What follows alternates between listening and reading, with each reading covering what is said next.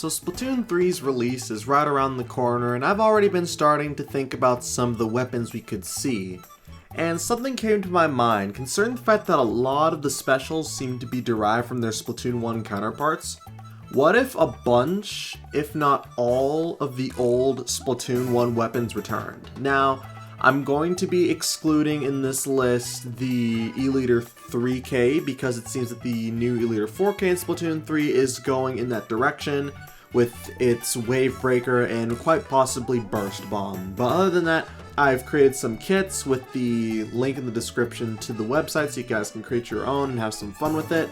And I also included the dual Squelcher for all of you fans of it, and who knows, those may even become kits as the dually Squelchers. So subscribe if you'd like to see any more Splatoon 3 content, and let's get right into the kits that I made. So first up we have the Koro Splat Roller with Splash Wall and Trizuka, mimicking its appearance in the first Splatoon game that also had Splash Wall and the original Inkzuka.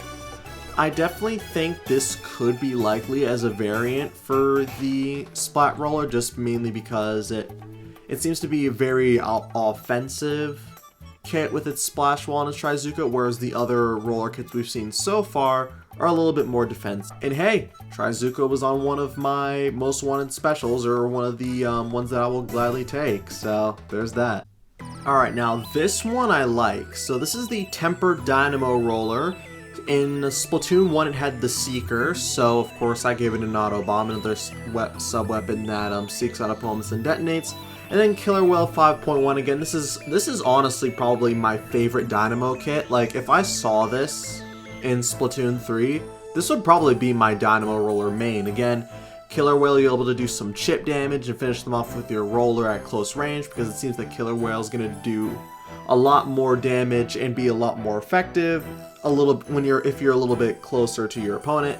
And again, Auto Bomb is honestly one of my favorite bombs in Splatoon 2, so using it on a Dynamo Roller on this very heavily offensive kit, I just definitely think will be great. So again, Killer Whale 5.1 was another one that I would gladly take, and I would be very happy to see on a Dynamo.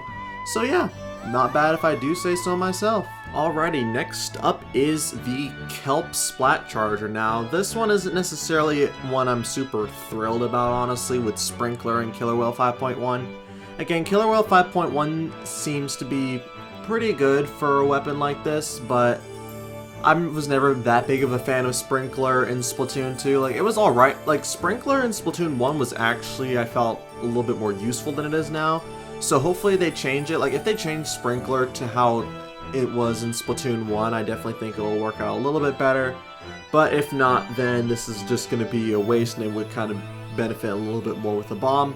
But yeah, Killer Whale 5.1 would also be a really good special for this type of weapon. Next up is the Bento Splat Charger with Splash Wall and Wave Breaker. Now this one is actually a pretty good one, especially with how Wave Breaker works now.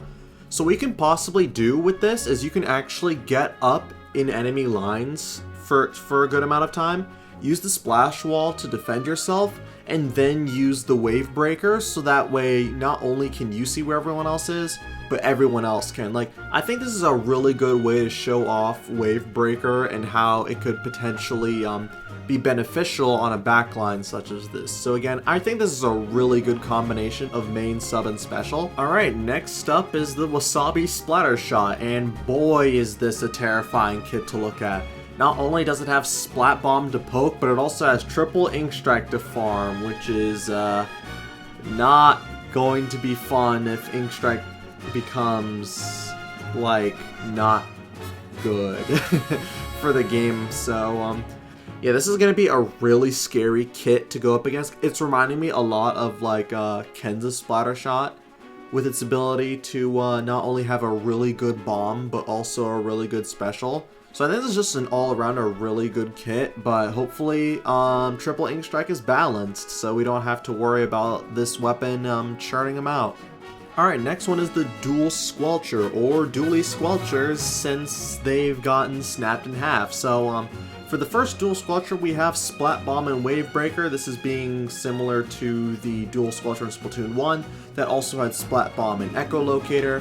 which honestly, it kind of reminds me of the dually Squelcher in Splatoon 1 that also has Splat Bomb, and the other one has Point Sensor. So again, they kind of took the weapons and snapped them in half, so now we're putting them back together with the kits that they belong to, and hopefully with no ink storm. So yeah, this one is pretty good. I mean, you can move in a little bit more with Splat Bomb and then use the Wave Breaker to show where everyone is at.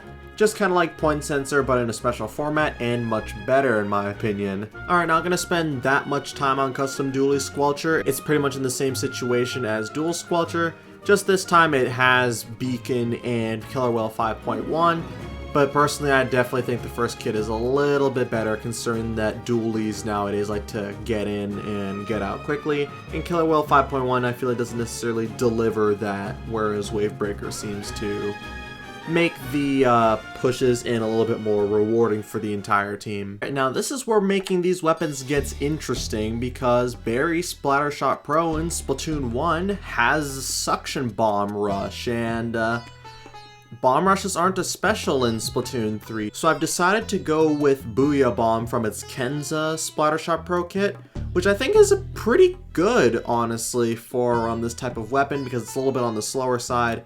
It can use Booyah Bomb to clear out objectives a little bit more. Like, it's definitely slow, but it's definitely very hard hitting, because again, Suction Bomb is kind of slow, and Booyah Bomb you kind of have to charge up.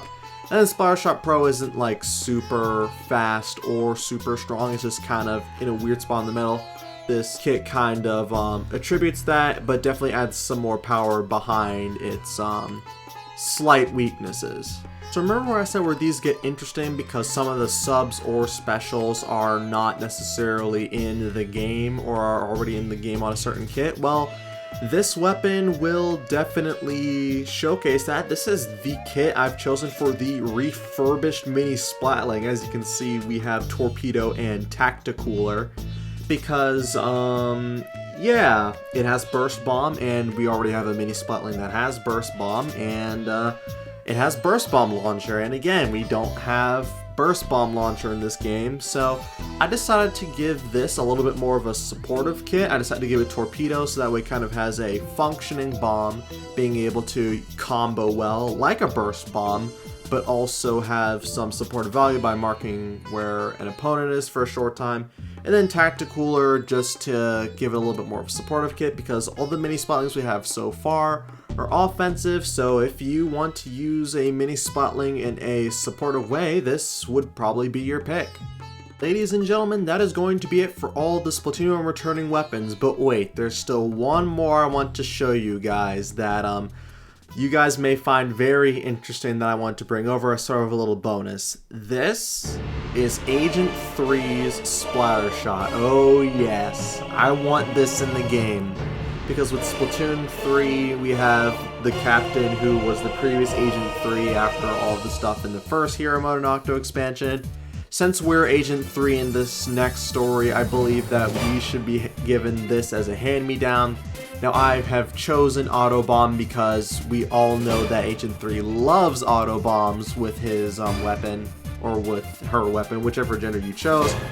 Now, this is where I had a hard time deciding. I wasn't sure if I wanted to give it Inkjet or Tentamissiles, because I wanted to give it a Splatoon 2 special that it used in the Inner Agent 3 or the Sanitized Agent 3 fights, and I personally want Inkjet mainly because I'm doing it as an anti-missiles thing, because no one wants missiles on weapons anymore, so yeah, so I believe that you would probably unlock this once you beat the story mode 100%, just like Octo Expansion. You clear all the levels without skipping any, you collect all the collectibles in it, you got all the armor, and then you can go ahead and talk to Agent 3, and like they will challenge you to a fight, and once you win, you will be rewarded with this magnificent weapon here.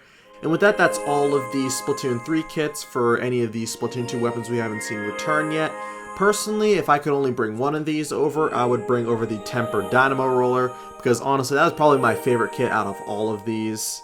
And yeah, so let me know what you guys think. If you guys enjoy it, leaving a like down below, subscribing to the channel would be very much so appreciated. And ring that notification bell so you do not miss any more Splatoon 3 content when that game launches. I will be playing it day one. And with that being said, everybody, I've been Odyssey64, and I will see you guys next time.